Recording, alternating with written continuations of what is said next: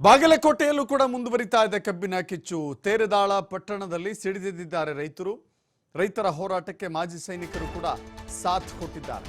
ಮಾನವ ಸರಪಳಿಯನ್ನ ನಿಲ್ಲಿಸಿ ಪ್ರತಿಭಟನೆಯನ್ನ ಮಾಡ್ತಾ ಇದ್ದಾರೆ. ಮಾನವ ಸರಪಳಿಯನ್ನ ನಿರ್ಮಿಸಲಾಗಿದೆ. ರಸ್ತೆ ತಡೆದು ಆಕ್ರೋಶವನ್ನ ವ್ಯಕ್ತಪಡಿಸಿದ್ದಾರೆ. ರಸ್ತೆಯ ಮಧ್ಯೆ ಟೈರ್ಗೆ ಬೆಂಕಿ ಹಚ್ಚಿ ಬಾಯಿ ಬಡಿದುಕೊಂಡು ಆಕ್ರೋಶವನ್ನು ಹೊರಹಾಕ್ತಾ ಇದ್ದಾರೆ. ಇದು ತೇರದಾಳ, ಬಾಗಲಕೋಟೆ ಜಿಲ್ಲೆಯ ತೇರದಾಳ ನೋಡ್ತಾ ಇದ್ದೀರಿ. ರಸ್ತೆಯ ಮಧ್ಯೆ ನಡೆದಿರುವಂಥ ಹೋರಾಟ ಇದು. ಬೆಂಕಿ ಹಚ್ಚಿ ಆಕ್ರೋಶವನ್ನು ಹೊರಪಡಿಸ್ತಾ ಇದೆ.